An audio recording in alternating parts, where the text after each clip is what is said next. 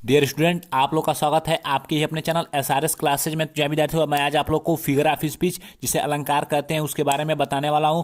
तो उससे पहले मैं आप लोग को बता दूं कि जिस प्रकार आभूषण स्त्री की शोभा बढ़ाते हैं उसी प्रकार काव्य भी में अलंकारों का प्रयोग होता है। तो काव्य की शोभा बढ़ जाती है, अर्थात काव्य की शोभा बढ़ाने वाले को अलंकार कहते हैं। जब काव्य में अलंकारों का प्रयोग मतलब फिगर्स ऑफ स्पीच का प्रयोग ना हो तो काव्य में नीरसता आ जाती है, पढ़ने में उतना अच्छा नहीं लगता है जितना कि अलंकारों के प्रयोग से लगता है। तो इसका हम अलंकार को क्लियर डिफिनीशन बोल सकते हैं कि काव्य की शोभा बढ़ाने वाले को अलंकार कहते हैं, जो कि बहुत टाइप्स के होते हैं, लेकिन हमारे क्लास 12th के पाठ्यक्रम में केवल 7 दिए गए हैं। तो जो कि निम्न इस प्रकार हैं। इसका चलिए प्रोनाउंसिएशन भी सही करने के लिए बता दूं, इसकी सही प्रोनाउंसिएशन क्या है। देखिए, सिमली इसे बोलते हैं, सिमली जिसे कि उपमा अलंकार बोलते हैं। और सेकंड नंबर मेटाफर, इसे रूपक अलंकार बोलते हैं। और थर्ड नंबर पर्सनिफिकेशन, पर्सनिफिकेशन। और उसके बाद एपोस्ट्रॉफी बोलते हैं संबोधन अलंकार को। और ऑक्सीमोरॉन विरोधाभास अलंकार को। और हाइपर बली, हाइपर बली बोलते हैं इसे, अतिशयोक्ति अलंकार। और इसको बोलते हैं आनोमोटोपिया, इसे बोलते हैं आनोमोटोपिया, जिसे ध्वनि सूचक अलंकार कहते हैं। तो वैसे तो आप लोग को मैं एक याद करने की ट्रिक बता रहा हूं, वैसे यदि आप याद करेंगे तो बार बार मतलब भूल जाएगा आखिर ये 7 होते कैसे हैं, मतलब क्या नाम है। लेकिन एक ट्रिक दूंगा उसके अनुसार आप भूल नहीं पाएंगे। तो प्रिय विद्यार्थियों, आप लोग को लिख लेना है शैम्पू की स्पेलिंग, इसको ढक लीजिए। और आपको शैम्पू की स्पेलिंग लिख लेनी है SHAMPOO। उसके बाद आपको यश से याद आ जाएगा, यश से क्या होता है सिमली। और उसके बाद यच से हाइपर बली, हाइपर बली। और ए से एपोस्ट्रॉफी। और यम से मेटाफर। पी से पर्सनिफिकेशन। ओ से ऑक्सीमोरॉन। और ओ से आनोमोटोपिया।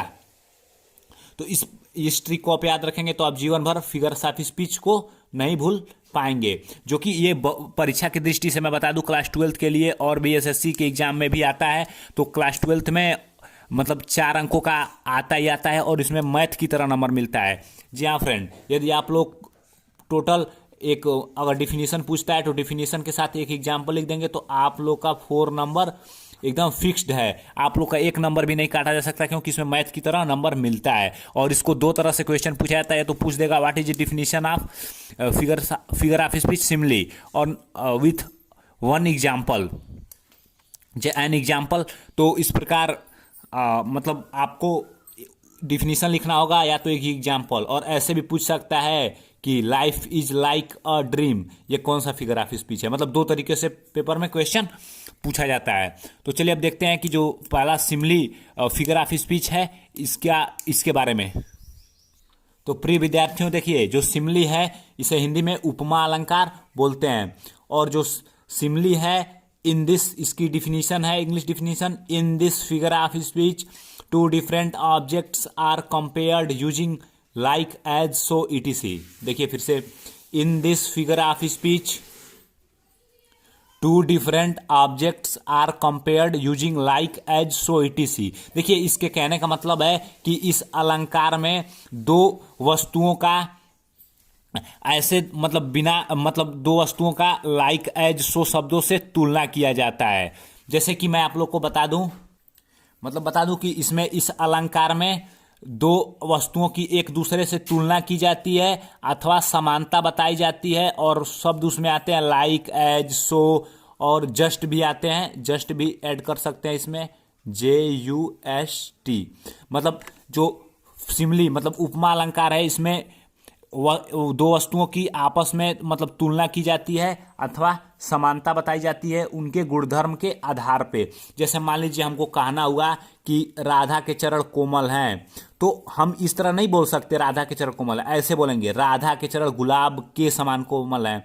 जैसे मान लीजिए हम बोल दिए लाइफ इज, इसका एग्जाम्पल चलिए फ्रेंड देखते हैं। जो सिमली फिगर ऑफ स्पीच है उसका example, life is like a dream, जीवन क्या है, जीवन सपनों के समान है। और यदि मान लीजिए पूछने के लिए मतलब एग्जाम में पूछ दिया कि आप कैसे कहेंगे कि ये फिगर ऑफ स्पीच सिमली ही है, तो देखिए इसमें लाइक वर्ड यूज हुआ है। सिमली की मतलब पहचान ये है कि इसमें like as so just etc मतलब ऐसे वर्ड आपको मिल जाएंगे।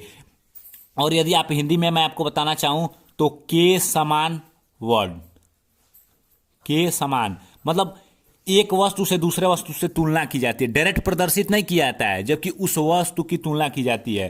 जैसे देखिए, my heart is like a singing bird, जो मेरा हृदय है वो मतलब एक गाते हुए पक्षी के समान है। तो जैसे समान आ रहा है ना, मतलब कहने का मतलब है इसमें किसी वस्तु को डायरेक्ट नहीं कहा जाता है, उसकी गुणों की तुलना मतलब एक दूसरे से की जाती है। मोहन अच्छा लड़का है तो ये सिमली नहीं हो सकता।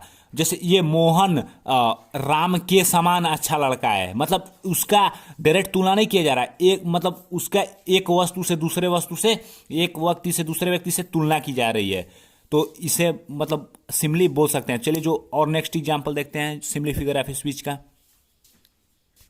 देखिए डियर फ्रेंड, जो नेक्स्ट एग्जांपल है, his language is sweet like Honey. देखिए अगर ये बोल देता है हिज लैंग्वेज इज स्वीट तो ये सिमली नहीं हो सकता था, क्योंकि इसमें किसी के साथ तुलना नहीं की गई थी होती। लेकिन देखिए इसमें ये सिमली इसलिए है क्योंकि स्वीट और हनी से तुलना की गई है। क्योंकि देखिए हिज लैंग्वेज इज स्वीट, उसकी जो भाषा है, चाहे बात करने का तरीका है, वो बहुत ही मीठा है। वो भी किसके समान? शहद के समान। तो देखिए इसमें लाइक वर्ड आ गया, इससे हम इसको पहचान लेंगे कि ये सिमली है, क्योंकि इसमें जो है वो भाषा उसकी मधुर तो है, लेकिन किसके समान है? वो शहद के समान मधुर और मीठी है। He is lovely like a rose, वह प्यारा है लेकिन वो किसके समान है? गुलाब के समान प्यारा है, वह गुलाब के समान प्यारा है। तो ये क्यों सिमली हुआ? क्योंकि इसमें भी लाइक वर्ड आ गया है, और सिमली को पहचानने का क्या तरीका है? उसमें लाइक, एज, सो, जस्ट, जरूर, ये शब्द जरूर आए रहेंगे तभी वो सिमली है, अर्थात तो कभी भी सिमली नहीं हो सकता।